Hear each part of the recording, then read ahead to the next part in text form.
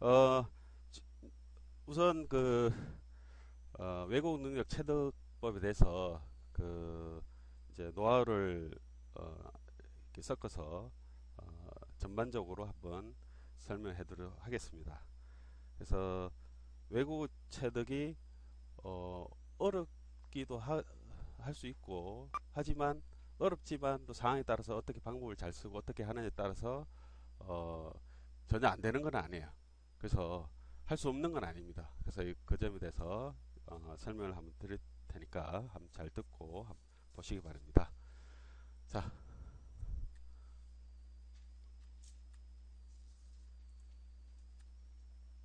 그래서 전반적으로 테마를 이제 외국어 능력 체득법에 대해서 테마를 8가지로 잡아봤어요.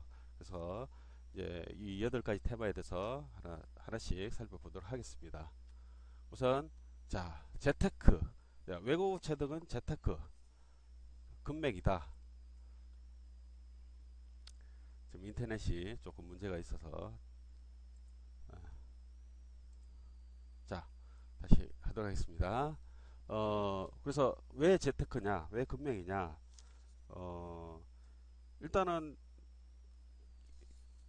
외국어를 한다는 거는 이제 경쟁사회에서 출발선 자체가 남들하고 다릅니다. 그러니까 400m 달리기, 100m 달리기 할 때 그 안쪽 코스 400m 달리기 할 때 안쪽 코스에 있는 사람이 유리하죠. 그래서 출발선을 그 조건을 갖게 하려고 어, 바깥쪽 코스에 있는 사람 좀 더 몇 미터 앞에 이렇게 서서 출발하잖아요. 그죠? 근데 그 출발선 자체가 그래서 똑같고 똑같은데 내가 안쪽 코스에 달리느냐 바깥쪽 맨 바깥쪽 코스에 달리냐 이게 달라지는 거죠. 그래서 경쟁사에서 출발선이 다르다는 거. 그래서 외국어 체득은 그래서 우선 기회를 잡는 음악이다. 음, 그래서 우선 기회라는 거는 직장 내 연수라든지 예를 들면 나중에 취업을 한다든지 했을 때 어떤 연수 기회가 왔는데 이 기회를 누가 잡겠어요? 그 연수라는 거를 충분히 해낼 수 있는 뭐가 돼야 돼요? 최소한 회화를 그 왜곡을 할 수 있는 그게 이 사람이 갖춰줘야 이 사람 보내줄 거 아니에요. 그죠? 근데 뜬금없이 이런 좋은 기회가 왔음에도 불구하고 기회를 내가 내 것으로 못 만드는 이유는 내가 준비되지 않았기 때문에. 그죠? 그래서 왜곡을 할 수 있는 사람은 이런 회사에서 기회가 왔다. 그랬을 때 회화가 된다 그러면 당연히 기회를 잡을 수 있는 확률이 높겠죠. 그죠? 그래서 어 그래서 이런 경우에는 예를 들면 장기간으로 갈 것 같은 경우에는 어떤 해외 지사라든지 공장을 세운다 했을 때 거기서 월급 받으면서 연수도 되고 그죠?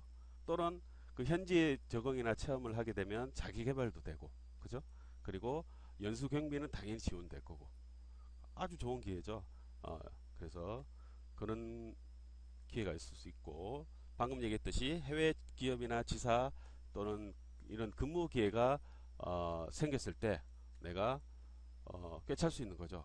자, 이때 경험은 굉장히 소중한 겁니다. 외국 사람들하고 내가 예를 들어서 언제 평생 그 사람들하고 일을 해볼 기회가 생기느냐 쉽지 않잖아요, 그죠? 일반적으로 봤을 때. 그래서 그럴 때 외국 사람 스스로 지내면서 나의 어떤 외국 소통 능력도 더 향상될 수 있는 거고, 그죠? 그래서 현지 경험도 돈을 주고 쉽게 살 수 없는 그런 경험을 할 수 있는 거고. 자, 외국 여행을 했을 때만 체득할 수 없는 그런 게 현지에 생활하면서 체득할 수 있게 되겠죠, 그죠? 어떤 노하우라든지 예, 그리고 자신의 어떤 외국의 어떤 일한 근무 경력이라든지 이런 것들이 경력 개발이 됩니다. 경력이 추가가 되고 그리고 어, 딱 이렇다고 말은 할 수 없지만 사람이 어떤 외국어를 한다고 생각되어지면 저 사람 외국말 잘하네, 중국어 잘하네, 영어 잘하네 이렇게 생각되면 그 사람에 대한 어떤 인간적인 어떤 능력에 대한 신뢰도가 향상이 됩니다. 신뢰도. 그래서 이 사람은 그래도 뭔가 하나를 주어지면 열심히 하는 사람이구나 이런 어떤 저변에 신뢰도가 깔리는 거죠. 예, 그래서 그렇고 자 그리고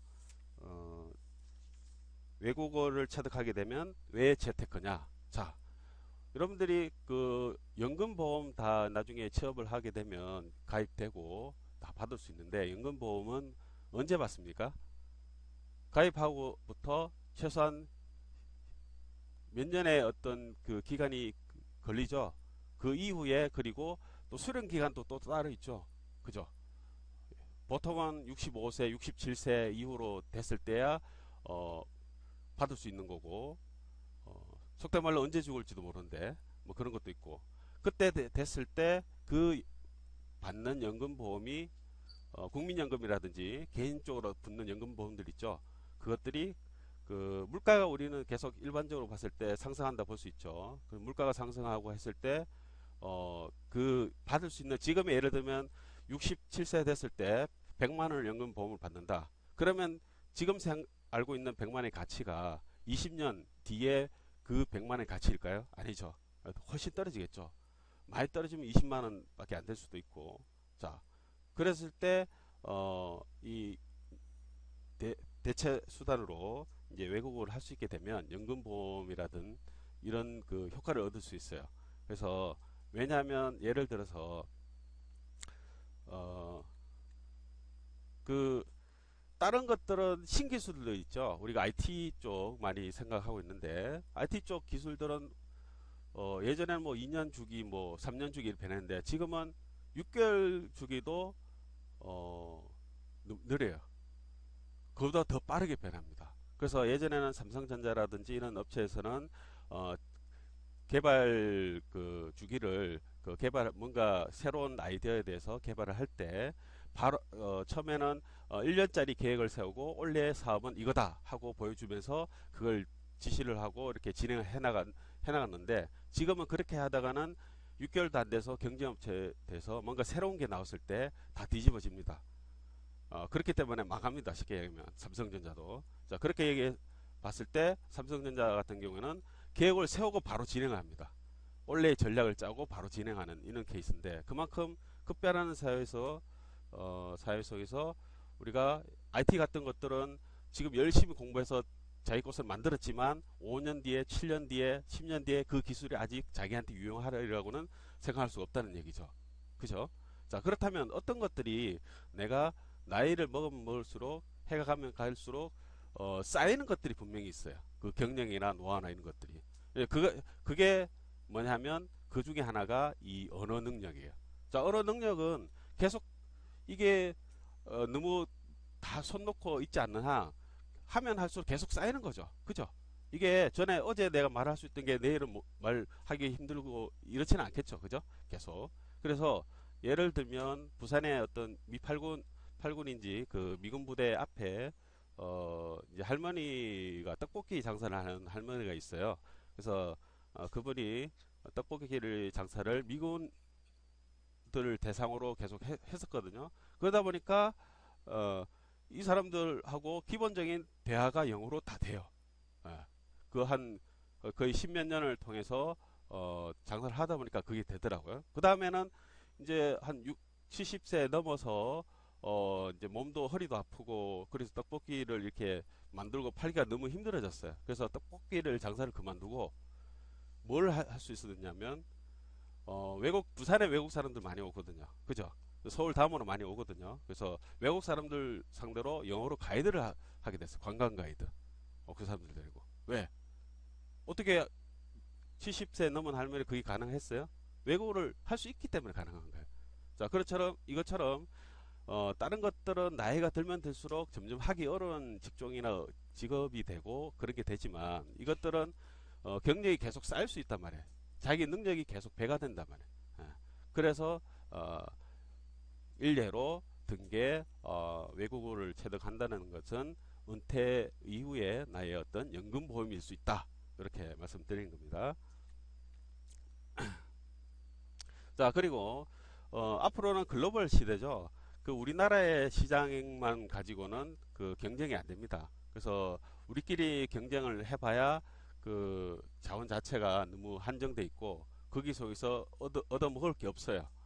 그러다 보니까 내가 외국어를 할 수 있다는 얘기는 바깥으로 마켓을 확장시킬 수 있어요. 내가 비즈니스를 하든 뭘 하든 어떤 걸 하든 미국이나 중국에 가서 물건을 떼오던 회화가 언어가 돼야 되겠죠. 그죠? 그래서 그게 된다면 나의 어떤 마켓이나 비즈니스 무대가 외국으로 전 세계로 확장될 수 있다. 그런 뜻이고요. 자, 다음에 내가 배우고 있는 전공 있죠. 이 전공들은 기본적으로 어디서 옵니까? 자, 우리 배우고 있는 전기가 됐던 전자가 됐던 IT가 됐던 배우고 있는 이 그 내용들이 사실은 대부분 미국이라든지 외국 일본이라든지 이런 데서 그 기술이 정리가 돼서 원서로 책으로 영문으로 또는 일어로 출판돼서 나옵니다.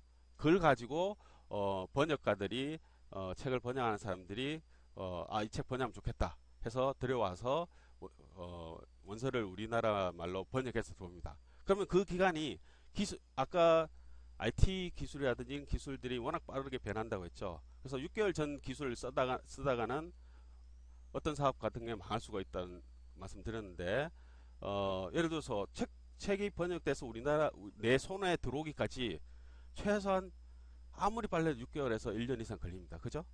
예. 길게는 어떤 기술들은 번역에 대한 그 사업을 그 내용을 번역해야 되겠다는 관심을 안 가지는 분야 같으면 2년도 걸릴 수 있고 3년도 걸릴 수 있다는 얘기죠. 그죠? 그러면 당연히 우리나라 개개인의 경쟁력뿐만 아니라 우리나라 전체 경쟁력 자체가 떨어집니다. 훨씬 뒤떨어지죠. 그래서 국민의 어떤 외국 사용 능력이 어느 정도에 따라서 국가의 전체적인 경쟁력 자체도 달라집니다. 그죠? 그래서 내가 외국어 원서나 이런 것들을 내가 번역해서 직접 원서를 가지고 내가 어느 정도 파악할 수 있는 정도가 된다면 직접 번역본을 기다릴 필요 없이 바로 기술 활용할 수 있다는 얘기죠. 자, 그 다음에 외국어를 사용 능력은 자, 직장 내 승진하고 필요에 따라서는 때에 따라서 생존하고 관련된 문제가 됩니다. 생존. 그죠? 자, 예를 들면 비슷한 어떤 직무나 기능을 할 수 있는 사람들이 A, B, C, D 있어요. 있는데 그 중에 좀 심한 말로 3명을 어떻게 퇴직시켜야 돼요. 조기 퇴직시켜야 돼요. 그러면 이사고과라든지 이런 것들이 쭉 여러 가지 있는데 대부분의 기술 경험이나 이런 것들을 봤을 때 어느 정도 점수나 성적이 비슷하단 말이에요. 그죠? 능력이나 할 수 있는 능력이나 봤을 때 그러면 좀 더 앞으로 회사를 위해서 어느 사람을 좀 더 붙잡고 가야 될지 그걸 생각해 볼 수 있단 말이에요. 그죠? 그렇다면 이 사람이 외국 능력 할 수 있으면 우리가 나중에 지금은 중국이나 일본이나 이쪽으로 사업을 확장을 하지 않지만 나중을 위해서라도 그 능력이 된다면 남겨놓을 수 있는 그 여지는 되겠죠. 예. 이제 그런 게 되겠고요. 자, 그리고 다음의 경우는 또 다른 직업 세계라 해서 우리가 이제 영어 이시원이라는 사람은 호주에 사실은 그 어학연수 이제 워킹 홀리데이라고 해서 처음에 연수 6개월 정도 받고 나머지 기간은 한 2년 정도 해서 그 일을 하려고 갔어요. 외국에. 예. 그래서 자신의 어떤 능력이나 이런 걸 많이 비관을 하고 외국에 이제 도전해서 거기서 내가 다시 한번 일어서야 되겠다. 그래서 외국에서 직장 잡고 일 잡고 그래서 아무 어떤 그 지원받을 수 있는 큰 재정적인 지원도 안 되고 안 되는 상황에서 호주 갔다가 거기서 이 영어를 처음에 이제 알바 같이 하면서 이제 연수를 받는데 너무 힘들겠죠. 그런 과정에서 자기가 영어 외국 사람 대화도 안 되고 어떤 알바 자리에서 쫓겨나기도 하고 외국말 안 된다고 그런 어려움을 겪으면서 결과적으로는 영어가 소통이 됐는데 일반 사람들이 또는 다른 사람들이 가르쳐 주는 그런 방법을 가지고는 너무 힘들다는 이런 얘기죠. 근데 자기가 직접 현장에서 체득한 그 방법을 쓰면 너무나 쉽게 배울 수 있을 텐데 이게 너무 아쉬웠다. 그래서 이 사람은 그 방법을 제대로 정리를 해서 책도 쓰고 강연도 하고 학원까지 만들었어요. 그래서 지금 강남이나 이쪽에 그 크게 잘 하고 있는데 누군지 아시죠? 여기 있고 이 사람인데 최근에 이제 그 광고도 찍었죠. 윤진서 선수하고. 예. 그래서 I wanna go and get some coffee 해서 이제 윤진서 선수 광고 카피인데요.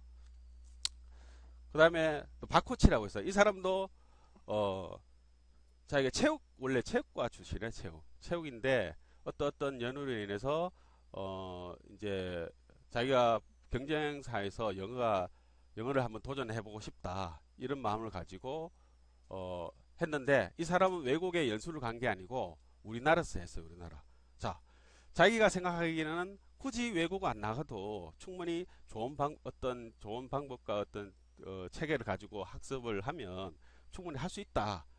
자기 스스로 이제 영어를 이제 해냈기 때문에, 자, 그 믿음을 가지고 또 이 사람도 어떤 그 영어 학원을 세우고 만들게 됐어요. 예, 그래서 자, 방금 보여준 두 개의 케이스는 어떤 경우죠? 원래 영어를 직업으로 하는 사람들이 아니었어요. 그죠? 그래서 근데 결과적으로는 영어를 가지고 어떤 자기의 회사를 세우고 직업의 세계를 한 경우가 됩니다. 그죠? 자, 그런 경우고, 또 예를 좀 들어보죠. 정종철 씨 같은 경우 보시면, What are you going to talk about? Your trip to New York. Trips in New York. Yeah. What was New York like? Was it your first time? Yes, first time. But in United States and U.S. 5 times maybe.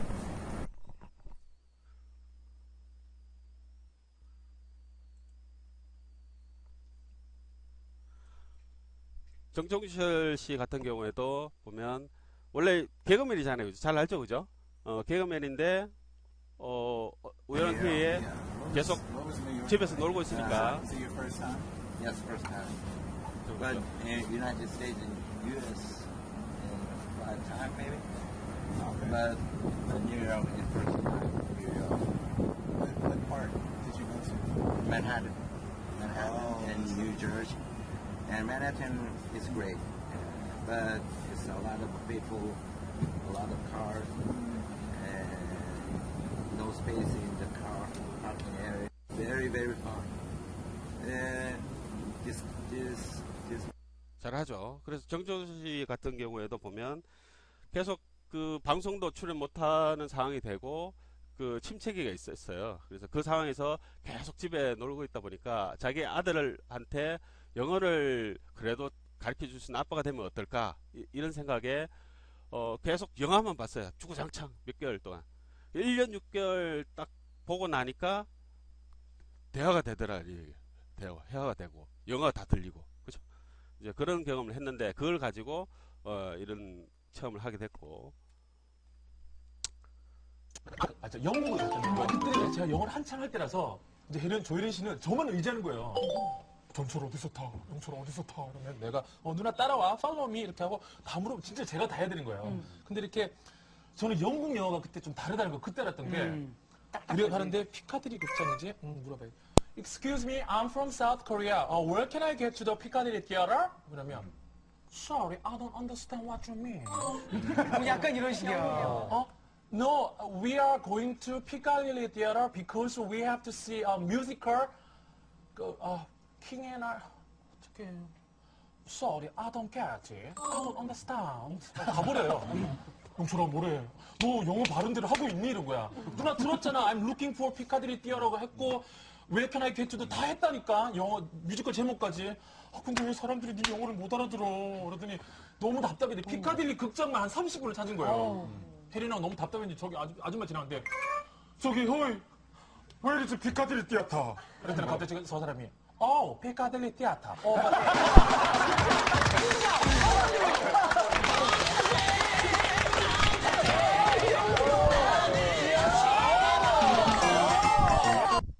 자, 그 다음에 요거는 이따가 이어서 하도록 하겠습니다. 자, 그러면 방금까지 재테크라는 어떤 특성에 대해서 봤는데요, 그죠?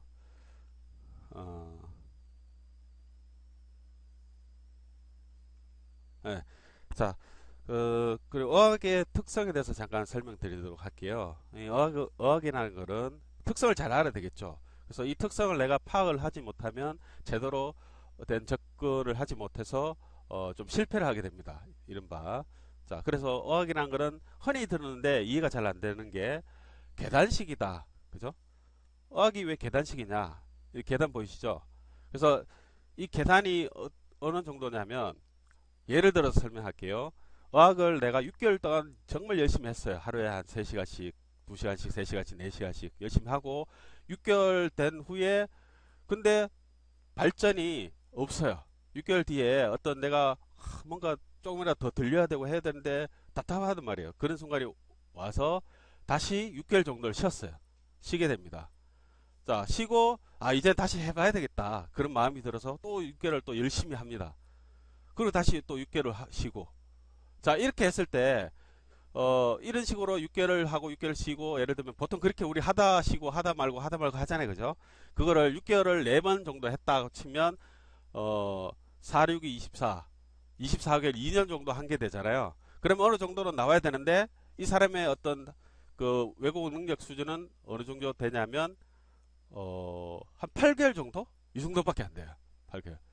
그 얘기는 어른하는 거는 그냥 학문이 아니고 어떤 그 속에서 내가 느끼는 거기 때문에 계속 해야만 되는 거예요. 자, 그랬을 때 그래서 한 8개월, 9개월 정도 했을 때 살짝 한 계단이 올라가요. 그리고 또한 그 전혀 발전이 없게 느껴지는 시간이 한 6개월, 7개월 또 이렇게 돼요. 쭉 가요. 그걸 잘 버텨야 돼요. 그러고 나서 또 계속 했을 때 또 한 계단이 올라갑니다. 그래서 이런 특성이 있어요. 그래서 계단식이기 때문에 내가 공부를 중간에라도 그 잘 안 되는 것 같다. 내가 언어에는 소질이 없나 보다. 영어에는 능력이 안 되나 보다. 이러고 포기를 해버리면 거기로 끝입니다. 그래서 계속 꾹 참고 열심히 해줘야 됩니다. 아시겠죠? 그래서 그것만 버텨주면 결과적으로는 계단을 3계단, 4계단, 5계단 오르다 보면 어디로 갑니까? 저 위에 가 있죠. 그죠? 예. 그래서 그런 기쁨을 맛볼 수가 있고 그 다음에 어떤 어학이라는 건 집중이 좀 필요합니다. 집중. 그래서 최소 기간적으로 봤을 때 최소 어학에는 스타트를 해서 시작을 해서 2년 최소 2년 자 길게 5년 정도의 시간이 필요합니다. 5년 보통은. 자 그러면 야 5년 동안 이거 해서 내가 뭐하냐 5년 동안 어떻게 저걸 해? 이런 생각이 많이 들잖아요. 그죠? 5년 너무 길다 이런 생각 들죠. 근데 자 지나간 우리 그 과거를 한번 돌이켜보죠. 내가 옛날에 한 5년 전에 한 7년 전에 영어나 이런 걸 한번 해봐야 되겠다 마음먹은 적이 분명히 있을 거예요. 근데 그때로부터 지금 몇 년이 지났어요. 5년, 7년, 심지어 10년, 15년 지난 경우도 있죠. 그죠? 자, 그때 비하면 그때 마음먹고 제대로 했었으면 지금 이미 하고도 남았겠죠. 마찬가지입니다. 이 5년이 정말 길다고 생각하면 긴 시간이지만 아닙니다. 시간은 어찌됐든 흘러갑니다. 그래서 어떻게든 흘러가고 보내지니까 그거를 참고 도전하는 게 중요합니다. 알겠죠? 그리고 어학이란 거는 시간적으로 자, 그래서 일정의 시간 투자가 필요합니다. 자, 예를 들어서 하루에 30분씩 2년을 하는 것보다 영어가 됐던 예를 들면 하루에 30분씩 2년을 꾸준하다고 할 수 있죠. 2년을 하는 것보다 하루에 3시간씩 6개월을 하는 게 훨씬 좋습니다. 훨씬 좋아요. 왜냐하면 사람은 망각의 동물이기 때문에 내가 30분씩 하더라도 일정 시간 그러니까 우리가 예를 들면 물 끓는 걸 얘기를 하죠. 이제 물을 끓이는데 물이 끓는 온도가 80도씨까지 안 끓죠. 100도가 돼 끓자는 거죠. 90도, 95도 돼도 물이 안 끓어요. 그리고 물 안 끓나 하고 좀 잠시 쉬었다가 또 다시 물을 끓이기 시작해요. 식은 다음에 다시 85도, 95도 돼도 물이 안 끓죠. 그거예요. 결국은 물이 끓으려면 최소한 어떤 집중적으로 투자되는 시간이 필요합니다. 그래서 그 시간을 집중적으로 넣어줘야 돼요. 그게 그래서 짧은 기간을 하더라도 하루에 집중적으로 할 수 있는 시간을 확보를 하는 게 좋습니다. 좋고 자 그 다음에 여기에 충분한 에너지를 내가 공급해 줘야 돼요. 자 어학은 하고 싶다로 끝날 수가 있겠죠. 그냥 그걸로만 끝날 수가 있어요. 근데 내가 오늘만 하고 싶다가 아니고 내일도 하고 싶고 모레도 하고 싶고 일주일 뒤에도 하고 싶은 마음이 계속 안 들겠죠. 그런 마음을 들 수 있도록 동기부여를 계속 해줘야 돼요. 그래서 그런 동기부여를 하고 거기에 내 모든 에너지를 쏟아부어야 됩니다. 자, 예를 들면 우리가 이제 살면서 우선순위 정하는 게 있는데 그 우선순위가 우리 여러분 생활을 하면서 가장 어떤 일이 해낼 가능성이 있겠어요? 우선순위 1순위에 있는 것들이 해낼 가능성이 있겠죠. 뭐를 먼저 하고 항상 그러잖아. 그죠? 뭐 어떤 일을 하든지 오늘 메일 보내는 거 먼저 해야 되겠다 하고 한다든지 이런 것들이 있을 텐데 그 우선순위를 1순위가 아니라 정말 제대로 하고 싶다면 0순위에 놔야 돼요. 0순위. 예를 들면 바쁘고 중요하고 급한 일이 있음에도 불구하고 그거를 차질 없이 하려면 내가 지금 하고 싶은 의학을 0순위에 놓고 제대로 확실하게 내가 생각했던 만큼 끝내놔야 돼요. 그런 마음이 들도록 우선순위를 정해야 됩니다. 아시겠죠? 그래서 우선순위를 0순위에 두라. 그러면 반드시 여러분 할 수 있게 된다. 이런 말씀을 드리고요. 때로는 그래서 영어 공부할 때 무식, 무대뽀 이런 정신이 필요합니다. 때로는 방법도 중요한데 이거저거 절차 방법 다 따지다가 못하는 경우가 생깁니다. 지치고 뭐 준비하다 보면 벌써 지쳐요. 영어 공부하려고 이제 자리에 앉는 것부터 자리에 앉으려니 책상이 지저분하고 더럽고 이거 치우고 닦고 뭐 그 다음에 뭐부터 해야 되지 책 다 갖다 놓고 하다 보면 벌써 지쳐요. 그죠? 그 다음에 정작 그 당시에 할 마음 다 슬금슬금 빠지고 사라지고. 자, 그래서 때로는 무식하게 할 필요도 있고 무대뽀는 밀어붙일 필요가 있어요. 가령 예를 들면 저 같은 경우는 밤에 잘 때 mp3를 귀에 꽂고 잤어요. 귀에 꽂고 정말 영어가 중국어가 너무 하고 싶어 가지고 귀에 꽂고 낮에는 또 일해야 되잖아요. 그죠? 일하고 또 해야 되니까 집에 가서 이어폰을 귀에 꽂고 mp3 플레이어 있죠. 그 회화 나오는 문장 계속 꽂고 잤어요. 그렇게 몇 달을 자다 보니까 귀에 거의 그 고름이 생길 정도로 귀가 통증이 오고 아프기 시작했어요. 그래서 결과적으로 뭐냐면 그런 어떤 때로는 무식하지만 무대뽀의 정신도 필요하다. 이제 그런 게 나를 더 동기부여를 해주는 요소가 될 수 있다는 거 말씀드리고, 그 다음에 자, 어학이란 건 생활화가 필요합니다. 생활화. 그래서 어학이란 거는 아까 얘기했듯이 6개월 공부하고 6개월 쉬고 또 6개월 공부하고 6개월 쉬고 또 6개월 공부하고 6개월 쉬면 3, 6, 18, 18개월 동안 공부한 게 아니라 한 6개월보다 한두 달 더 정도 공부한 것밖에 안 돼요. 그래서 장시간 손 놓으면 다시 처음부터 시작되는 그런 특성이 있습니다. 그래서 꾸준하게 해줘야 된다는 거. 자, 그리고 이 어학이라는 게 그냥 내가 필요해서 제2 외국어로 남느냐 아니면 나의 또 다른 모국어가 되느냐는 여러분 학에 달린 겁니다. 그러려면 모국어는 뭐죠? 어릴 때 자, 미국 아이든지 중국 아이든지 일본 아이든지 어릴 때 3살만 돼도 말 잘하죠. 곧잘 잘하죠. 왜 그렇게 빨라요?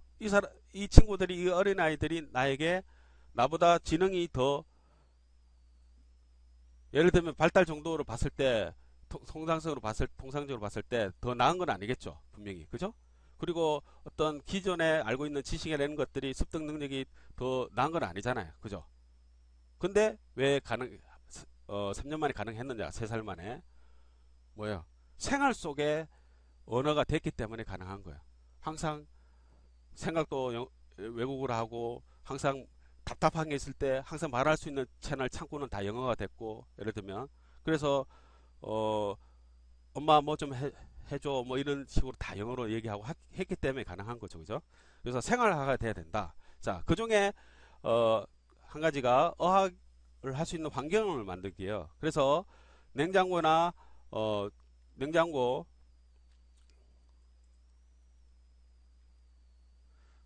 같은 화장실이나 이런데 문이나 이런 쪽에 이렇게 자기가 외우고 싶은 단어, 공부할 단어들 이렇게 포스트잇으로 붙입니다. 이렇게 붙여서 항상 문 열 때마다 그냥 공부할 시간을 따로 내지 말라는 얘기야. 공부할 시간은 정해져 있지만 또 따로 힘들게 낼 필요 없이 생활 속에 만들어야 돼요. 그래서 냉장고 문 열 때 이 단어 한번 쓱 보고 말로 한번 얘기해주고, 냉동실 또 문 열 때 이 단어 한번 보고, 항상 생활화가.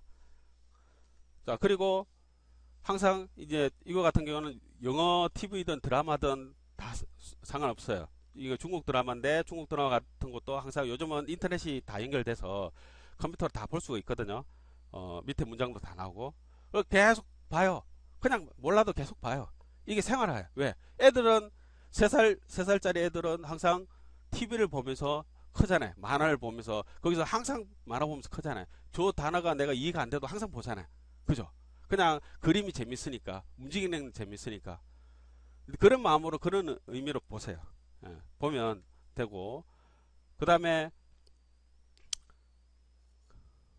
그 주머니 속에는 항상 그 미니 단어장 같은 거 이런 걸 들고 다녔어요. 그래서 길을 가든지 어디를 가든지 항상 그 내가 길 가다 보면 또 차를 타고 어디 이동하잖아요. 그죠? 쓸데없이 시간을 낭비하고 보내지 말고 그 시간에 영어 공부할 시간을 따로 만들지 마세요. 어디 이동하고 왔다 갔다 할 때 주머니에 항상 놓고 다니고 보고 하세요. 그러면 됩니다. 그 시간을 확보하시면 돼요. 그리고 걸어가면서 예를 들면 걸어가면서 책을 힘들잖아요. 손도 흔들리고 막 예? 보기 힘들잖아요. 책은 너무 걸어가면서 이게 솔직히 힘들잖아요. 길도 위험하고. 그럴 때 그냥 공부를 못하는 애 아니라고. 그 영어 숫자든 중국어든 1, 2, 3, 4, 5, 6, 7, 8, 9, 10 이렇게 해서 영어 숫자 외우는 걸 연습할 절호의 시간이에요. 걸어가면서 그거는 할 수 있잖아요. 말로. 그죠? 계속 하나 둘 셋 넷 다섯 여섯 500까지. 내가 가는 거리가 멀면 한 1000까지 나올 거고. 그죠? 그거를 평소에 내가 연습 안 해놓으면 평상시에서는 내가 그걸 할 수 있는 능력이 안 됩니다. 말로 자꾸 연습을 해야 능력이 돼야 습관이 돼야 그 나중에 말을 할 수 있다고요. 그래서 자, 그 다음에 하나의 언어가 되잖아요. 그러면 여기서 내가 체득한 스킬을 가지게 되면 어떤 경험을 하게 되면 다른 언어도 도전할 수가 있어요. 다른 언어. 그래서 4개국어 한 사람들, 3개국어 한 사람들 딱 보잖아요. 야, 저 사람 정말 머리 똑똑한 것보다. 아니에요. 똑똑할 수는 있겠죠.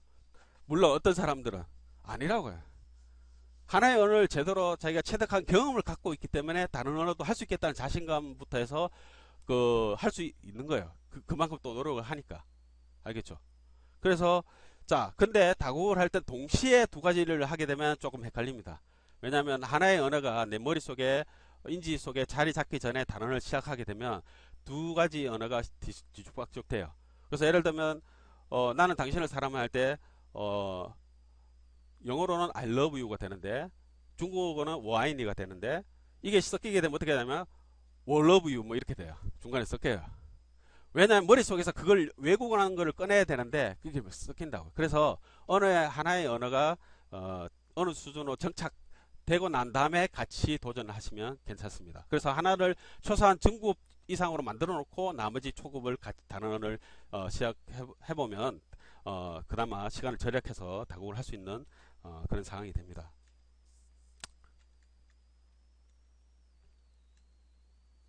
자, 여기서부터는 식사를 하고 또 오도록 하겠습니다.